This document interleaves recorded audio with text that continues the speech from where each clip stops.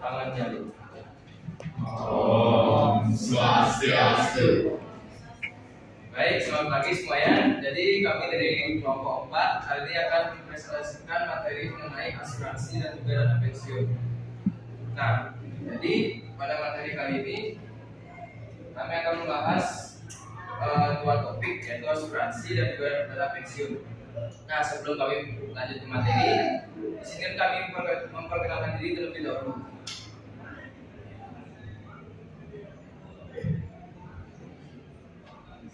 Dari saya, perkenalkan nama saya Dogo Putra Mahardika Putra R, nomor absen 3. Perkenalkan nama saya Kadek Santi Putri, nomor absen 11. Saya Nila Madani Dewi, nomor absen 19. Perkenalkan nama saya Ilya Budi Kusuma, nomor absen 8. Perkenalkan nama saya Budi Sawan, nomor absen 16. Baik, karena kami sudah memperkenalkan diri, selanjutnya kita ke materi. Jadi yang pertama itu kita akan membahas tentang asuransi. Nah, sebelum ke pengertian, di sini ada sedikit sejarah mengenai asuransi. Karena asuransi ini masuk ke negeri kita, yaitu Indonesia, pada waktu penjajahan Belanda, di mana tahun 1859 didirikan sebuah perusahaan asuransi jiwa oleh orang Belanda yang berada di Indonesia, yang sekarang mungkin kita kenal dengan PT Asuransi Jiwasraya. Nah, lalu apa itu asuransi? Jadi asuransi ini merupakan asuransi berasal dari kata assurance atau insurance dalam bahasa Inggris, yang berarti jaminan atau perlindungan. Secara umum, pengertian asuransi adalah salah satu mekanisme bentuk mengalih risiko atau ketidakpastian akan terjadinya kerugian dari tertanggung kepada pihak penanggung dengan membayar sejumlah premi. Nah, premi di sini bermaksud yaitu sejumlah uang yang harus dibayar oleh penanggung kepada penanggung atas pengalihan risiko. Dan selanjutnya yaitu ada penggolongan asuransi. Mana penggolongan ini ada 3, yaitu pertama pengelolaan dana, yang kedua tujuan operasional, dan yang ketiga yaitu jenis asuransi. Untuk penggolongan ini akan dijelaskan oleh teman saya.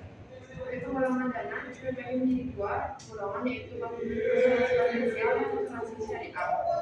Asuransi potensial adalah salah satu mekanisme penanggulangan risiko dari penanggung, baik khusus atau badan usaha, kepada pihak penanggung perusahaan asuransi dengan membayar sejumlah premi. Yang kedua ada asuransi syariah, yaitu usaha untuk saling melindungi dan menolong di antara sejumlah orang atau pihak melalui dana investasi dalam bentuk aset atau tabungan yang memberikan pola pembagian untuk menghadapi risiko tertentu melalui akal atau peningkatan yang sesuai dengan syariah. Yang kedua ada tujuan operasional. Asuransi itu dibedakan menjadi 2 golongan. Yang pertama asuransi komersial yang bertujuan untuk memperoleh keuntungan bagi pengguna. Asuransi ini dapat diselenggarakan oleh perusahaan BUMN dan perusahaan swasta. Contoh asuransi komersial yang ada di Indonesia itu seperti PT Prudential Life Asuransi, PT Asuransi Allianz Life Indonesia, PT Aksa Mandiri Financial Service, dan masih banyak yang lainnya. Asuransi yang kedua ada berdasarkan tujuan operasional. Yang kedua asuransi sosial. Asuransi sosial adalah asuransi yang tidak bertujuan untuk memperoleh keuntungan, melainkan untuk tujuan sosial. Asuransi sosial adalah wujud pemerintah dalam menyejahterakan warga melalui perlindungan jaminan sosial. Asuransi ini diselenggarakan oleh lembaga yang ditunjuk oleh pemerintah seperti BUMN atau Taspen, PT Asabi, PT Jasa Harja, dan BPJS Ketenagakerjaan. Perbedaan asuransi sosial dan komersial itu bisa dilihat dari preminya. Paling terlihat di antara asuransi sosial dan asuransi komersial. Nominal premi yang dibayarkan asuransi komersial itu memiliki premi yang tinggi karena tujuannya bukan hanya untuk melindungi nasabah yang saja, tapi untuk memperoleh keuntungan bagi perusahaan. Sedangkan jika asuransi sosial itu berbeda, pada dasarnya untuk tujuan asuransi sosial adalah menyejahterakan masyarakat tanpa mengambil keuntungan. Yang kedua, perbedaannya itu bisa dilihat pada pertanggungan dana. Asuransi sosial memberikan dana santunan dan proteksi secara besar-besaran berdasarkan kemampuan. Asuransi sosial itu memberikan dana santunan secara merata, sedangkan pada asuransi komersial memberikan dana santunan secara besar-besaran. Yang ketiga, ditinjau dari jenis asuransi dibedakan menjadi dua golongan, yaitu asuransi jiwa dan asuransi umum. Asuransi jiwa bertujuan untuk menanggung kerugian keuangan yang tidak terduga yang disebabkan karena meninggalnya seseorang. Pada asuransi jiwa itu ada asuransi jiwa berdampak, asuransi jiwa seumur hidup, asuransi jiwa diguna. Kekurangan asuransi jiwa itu kekurangannya uang klaim hanya bisa diambil seumur hidup. Ahli waris dan keluarga yang bisa menikmati uang klaim ini. Pembayaran premi itu lebih mahal. Keunggulannya itu mengantisipasi kerugian ketika meninggal, mengantisipasi risiko mendadak, premi yang dibayar per bulan atau per tahun. Yang kedua, ada asuransi umum yang memberikan jaminan terhadap kerugian keuangan yang terjadi pada harta benda. Atau secara sederhana, asuransi umum merupakan asuransi yang memberikan manfaat berupa ganti rugi kepada bertanggung jawab jika kerugian kehilangan harta benda. Dengan memiliki asuransi umum, kalian dapat terhindar dari kerugian atau menekankan kerugian ini, semisal jika terjadi resiko-resiko yang sudah tadi disebutkan. Produk asuransi umum itu ada asuransi pengangkutan, asuransi kebakaran, asuransi kesehatan, asuransi kendaraan bermotor, asuransi kecelakaan diri, dan masih banyak yang lainnya.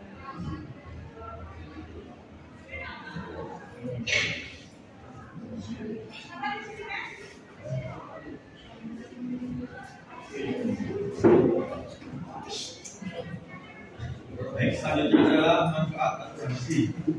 Mekanisme perlindungan asuransi semata dibutuhkan oleh masyarakat, khususnya bagi mereka yang menjalani aktivitas bisnis yang penuh dengan risiko di masa yang akan datang. Berikut merupakan beberapa manfaat asuransi bagi masyarakat yang dikemukakan oleh M. Nuryanto. Yang pertama ada memberikan rasa aman dan perlindungan. Polis asuransi yang dimiliki oleh tertanggung akan memberikan rasa aman dari risiko atau kerugian yang mungkin akan timbul di masa yang akan datang. Jika risiko tersebut benar-benar terjadi, pihak tertanggung berhak mendapatkan penggantian kerugian sebesar polis yang telah ditentukan sebelumnya. Yang kedua, ada polis asuransi dapat dijadikan sebagai jaminan untuk memperoleh kredit. Asuransi dapat berfungsi sebagai tabungan dan sumber pendapatan. Yang ketiga, ada premi. Premi yang dibayarkan oleh pihak tertanggung setiap periodenya memiliki substansi yang sama dengan tabungan. Yang keempat, ada pendistribusian biaya yang lebih adil. Prinsip keadilan diperhitungkan dengan matang untuk menentukan nilai pertanggungan dan premi yang harus ditanggung oleh lembaga polis secara periodik dengan memperhatikan secara cermat faktor-faktor yang berpengaruh besar dalam asuransi tersebut. Yang kelima, membantu meningkatkan kegiatan usaha. Investasi yang dilakukan oleh para investor dibebani oleh risiko kerugian yang bisa diakibatkan oleh beberapa hal. Dan yang terakhir, ada asuransi dapat bermanfaat sebagai alat penyebaran risiko. Risiko yang seharusnya ditanggung oleh tertanggung ikut dibebankan juga pada penanggung dengan imbalan jumlah premi tertentu yang didasarkan atas nilai pertanggungan.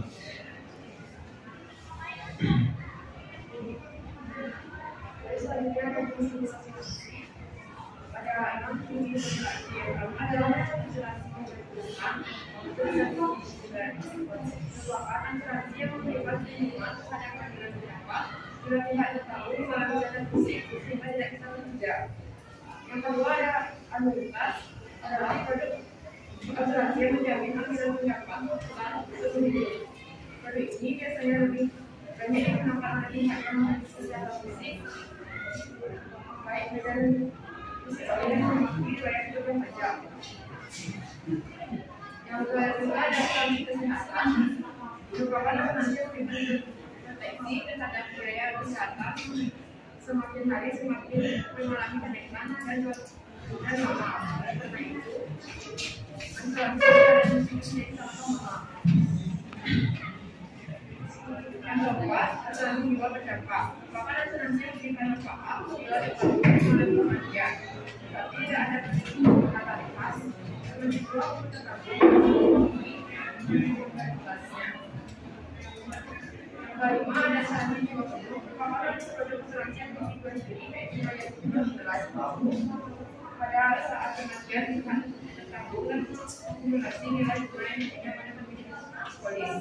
Terakhir ada asuransi jiwa universal, merupakan produk asuransi yang memberikan manfaat dari kombinasi antara asuransi jiwa dan dengan preminya sama dengan asuransi jiwa penuh. Manfaat yang diberikan akan semakin besar karena setiap premi akan digunakan untuk membeli asuransi jiwa beserta dan sisa digunakan untuk investasi yang baru bebas dari pajak.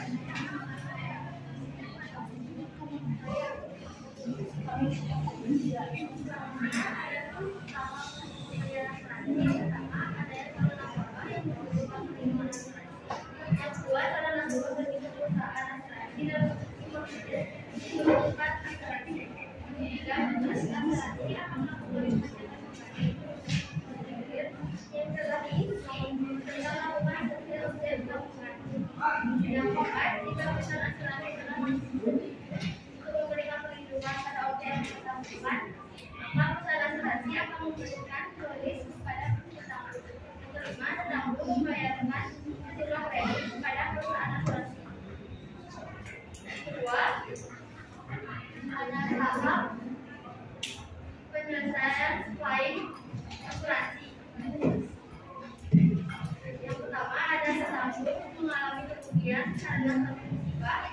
Yang kedua, petambul mengajukan laporan klaim dan kemudian juga klaim lainnya kepada perusahaan asuransi. Yang ketiga, perusahaan asuransi melakukan penelitian berbagi terhadap mana atau tidaknya dia dilakukan sudah melakukan survei klaim.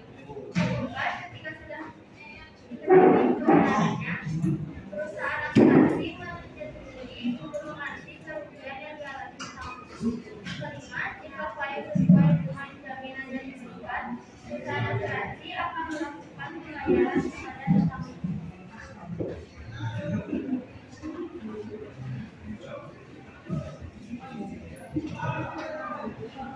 Nah, tadi itu kami sudah menjelaskan mengenai asuransi. Nah, selanjutnya yaitu materi mengenai dana pensiun. Jadi pengertian lembaga dana pensiun itu adalah lembaga yang menjanjikan manfaat pensiun, di mana manfaat pensiun adalah sejumlah uang yang dibayarkan kepada peserta dana pensiun setelah pensiun. Nah, uang tersebut adalah sejumlah uang yang dibayarkan oleh peserta atau majikan atau bekerja setiap bulan hingga peserta memasuki masa pensiun. Nah, perlu kita ketahui bahwa masa pensiun merupakan masa di mana seorang pegawai sudah tidak aktif lagi di pekerjaannya. Masa pensiun tidak hanya terjadi karena seorang pegawai telah mencapai batas usia yang telah ditentukan. Ada beberapa penyebab lain seorang pegawai pensiun, yaitu kematian yang terjadi saat pegawai masih aktif bekerja sehingga dibayarkan uang pensiun janda atau jubahnya. Seorang pegawai yang memilih berhenti sebelum mencapai usia pensiun sehingga dibayarkan uang pensiun saat mencapai usia pensiun dengan memperhatikan masa kerjanya. Nah, program dana pensiun sendiri merupakan salah satu perencanaan masa depan untuk mengantisipasi kesulitan ekonomi yang akan terjadi setelah tidak mempunyai penghasilan yang tetap untuk menjamin kelangsungan hidupnya di masa tua. Beberapa perusahaan juga telah memulai mengikuti program dana pensiun. Program ini merupakan salah satu bentuk tanggung jawab perusahaan terhadap para pegawainya yang telah mendedikasikan dirinya di perusahaan tersebut selama masih aktif bekerja. Nah, jadi ada beberapa jenis lembaga pengelola dana pensiun yang ada di Indonesia ini. Salah satu beberapa di antaranya yaitu yang pertama adalah pensiun pada pengelola jaminan sosial atau BPJS. Yang kedua adalah pensiun bagi pegawai negeri sipil sesuai dengan Taspen. Yang ketiga adalah pensiun bagi anggota TNI atau Polri. Yang keempat adalah pensiun lembaga keuangan atau DPLK. Dan yang terakhir yaitu adalah pensiun pemberi kerja atau DPPK. Masih banyak lagi jenis lembaga pengelola dana pensiun, tapi itu saja yang dapat kami sebutkan. Selanjutnya yaitu manfaat dana pensiun. Manfaat dari dana pensiun adalah manfaat dari dana pensiun adalah memberikan motivasi dan ketenangan dalam bekerja bagi peserta dana pensiun pada saat aktif bekerja dan memberikan kesinambungan masukan penghasilan di masa pensiun. Baik, selanjutnya ada jenis-jenis dana pensiun. Bahkan dana pensiun merupakan pengelola iuran yang dibayar baik peserta atau pemberi kerja. Keduanya adalah kerja atau karyawan yang menjalani masa pensiun 3 bulan secara reguler. Adapun kontribusi iurannya bersumber dari peserta atau pemberi kerja adalah yang membedakan adalah pensiun utama, asuransi atau investasi pribadi lainnya. Tentang dana pensiun dapat dibagi menjadi dua, yaitu dana pensiun manfaat pasti dan dana pensiun guna pasti. Penyelenggara dana pensiun antara lain adalah dana pensiun pemberi kerja dan dana pensiun lembaga keuangan. Lalu terdapat pula dana pensiun yang sifatnya wajib yaitu BPJS tenaga kerjaan. Dan selanjutnya ada prinsip operasional dana pensiun. Prinsip operasional dana pensiun memiliki 5 alur. Alur pertama adalah peserta dana pensiun yaitu pegawai atau pekerja membayar sebulan bulanan kepada dana pensiun. Yang kedua, majikan atau pemberi kerja juga membayar iuran bulanan kepada dana pensiun untuk pegawainya. Yang ketiga, dana pensiun mengembangkan atau menginvestasikan dana yang dikelolanya agar kita masuk pensiun menerima dana lebih besar. Yang keempat, dana pensiun membutuhkan biaya operasional untuk menjalankan kegiatannya yang diambil dari dana yang dikelolanya. Yang kelima, manfaat pensiun atau uang pensiun akan dibayarkan dalam proses dana pensiun. Yang membutuhkan uangnya akan dibayarkan kepada ahli warisnya.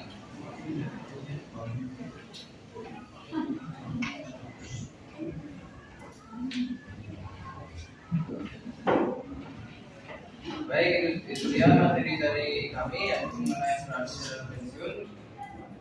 Sekarang kami akan buka sesi tanya jawab. Jika ingin ada yang bertanya, silakan.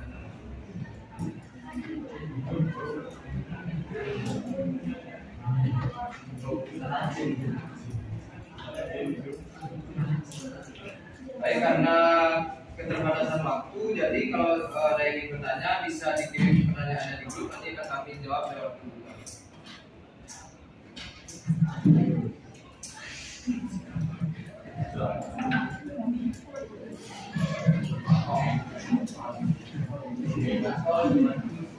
Baik, sekian presentasi dari kami. Mohon maaf jika ada materi yang kurang jelas atau kurang lengkap. Kami tutup dengan permohonan. Om Santi Santi Santi Om.